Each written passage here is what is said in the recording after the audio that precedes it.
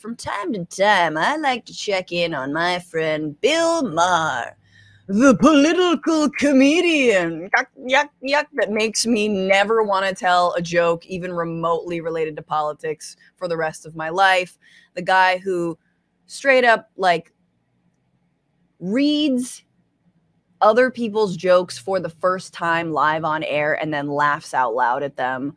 The guy, again, who cannot pay people on Santa Monica Pier to come see his live taping.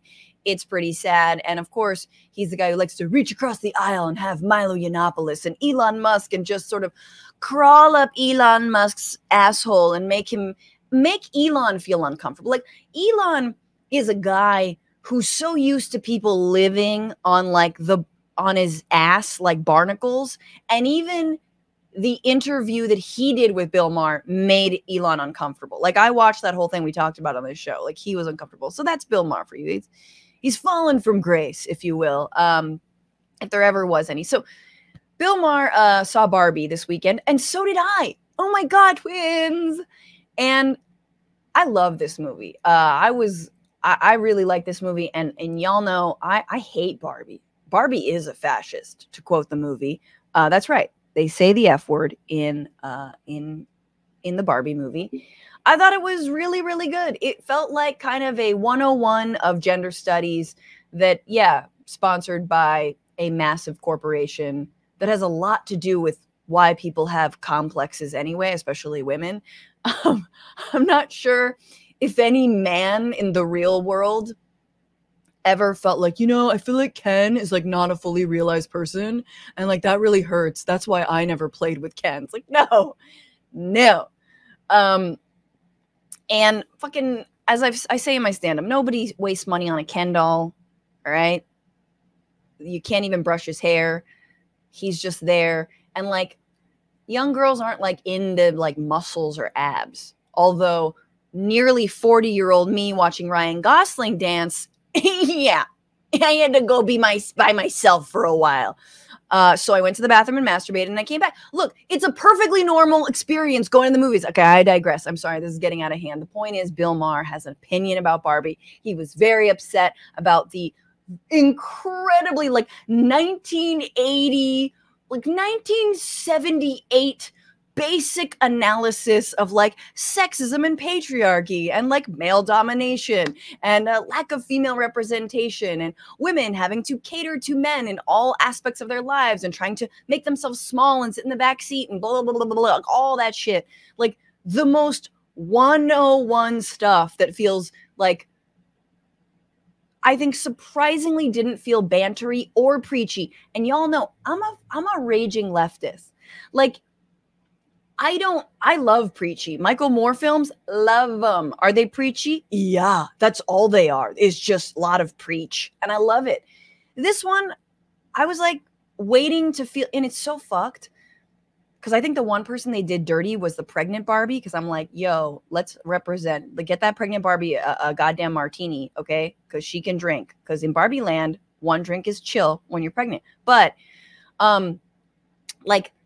I think, where was I going with this? Like, I was afraid it would be too much, like, too on the nose. Like, the Supreme Court justices are all women, and they didn't do any kind of, like, unlike now, wink, or like, oh, too bad we don't have bodily autonomy, even though it is relevant and important and interesting. They did have a pretty big separation between the hell we live in now and commentary they could have made, and the movie itself, which was largely entertaining and kind of like timeless in a way.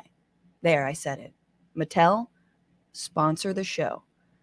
The Bitchuation Room brought to you by Mattel. Make a Barbie of me. Okay, there already is. She's Barbie's girlfriend. But anyway. Yeah, she is. Okay. Real quick, what did Bill Maher have to say? How was he so triggy? All right. He says, okay, Barbie, I was hoping it wouldn't be preachy, man-hating, and a quote, and this is my favorite, when boomers do hashtags, like, I love when boomers just make up hashtags like it's gonna be a thing now because someone told them when you hashtag something, it becomes a thing.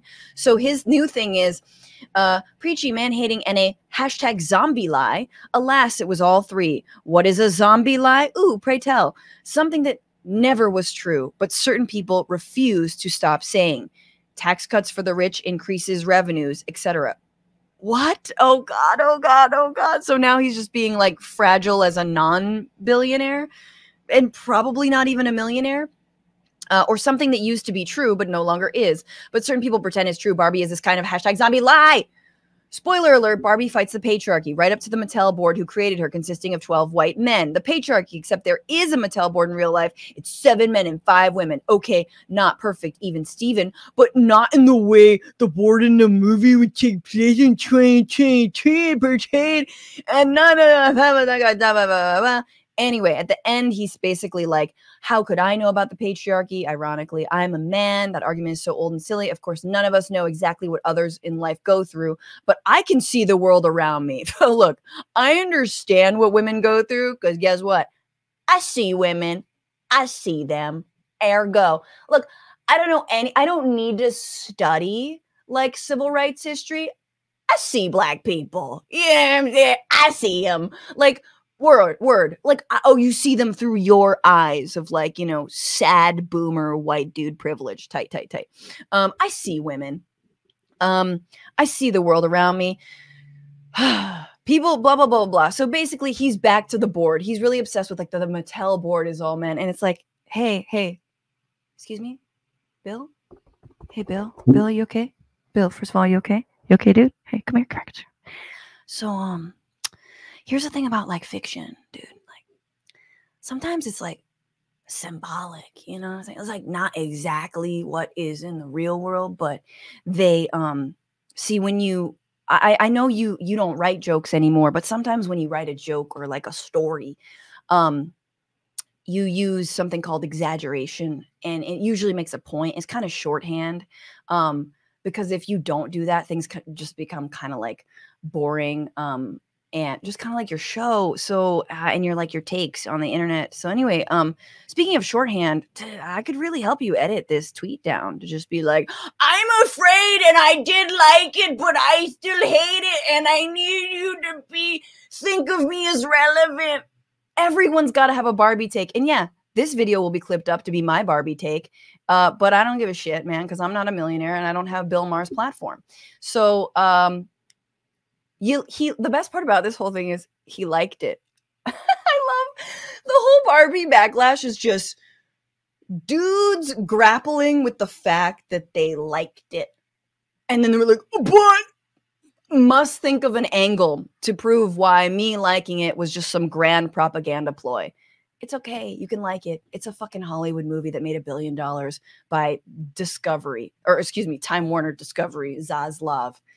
Which, yes, if you don't hiss at the WB logo when it comes on, you're not an ally. And with that, thus concludes this edition of Okay Boomer.